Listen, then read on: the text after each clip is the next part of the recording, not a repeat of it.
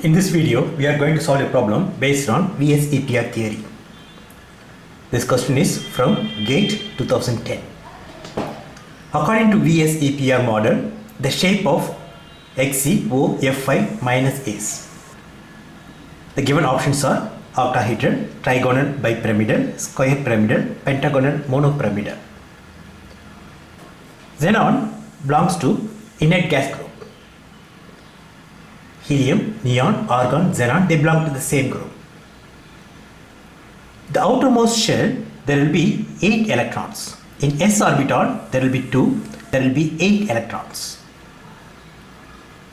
The given compound, we have 5 fluorine atoms. For these 5 fluorine atoms, I need 5 unpaired electrons. A single bond will be formed between xenon and fluorine, so I need 5 unpaired electrons. Also, I have oxygen. Oxygen valence is 2. So, a double bond is formed between xenon and oxygen. So, I need 2 more unpaired electrons. One will form sigma bond, one will form pi bond. So, totally I require 7 unpaired electrons. The given compound, there is minus charge also. So, basically it is xenon minus 1 electron has been added to this. So, I take like this. To the d orbital, I add 1 electron. Now, I need 7 unpaired electrons. So, I shift the paired electrons from p orbital to the d orbital.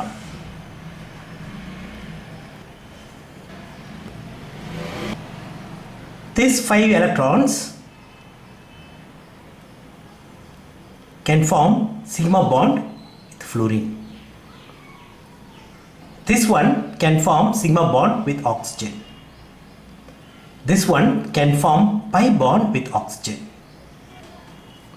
Apart from that, I have one lone pair.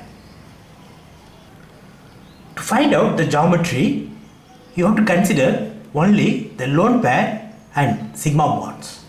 You should not consider the pi bond. The hybridization is sp3d3.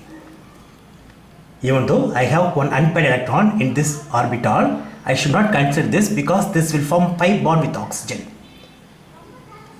To find out the hybridization, we focus only on the lone pair of electron and sigma bonds. When the hybridization is sp3d3, the geometry is pentagonal bipyramidal.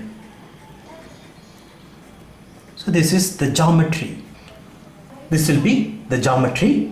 You have to place 5 fluorine atoms and oxygen. Here we have lone pair of electron. To find out the structure or shape, you should not consider the lone pair of electron. You have to consider only the sigma bonds. Now the shape is pentagonal monopyramidal. If you place the lone pair of electron in the place of fluorine, the angle between fluorine and lone pair of electron will be very less. It will be around 72. But now the angle between fluorine and the lone pair of electron is 90. In fact, it will be more than 90 due to the repulsion between bond pair and lone pair. What about the point group of this pentagonal monopyramidal compound? It is C5V. There will be E and there will be C5 axis of symmetry. Through this, I can rotate this molecule by 72 degrees to get the same structure. Also, there will be 5 sigma V. The plane of symmetry will pass through oxygen and this point and this fluorine. And in the middle of this, between these 2 fluorine, the middle, the plane will be placed. So the point group is C5V.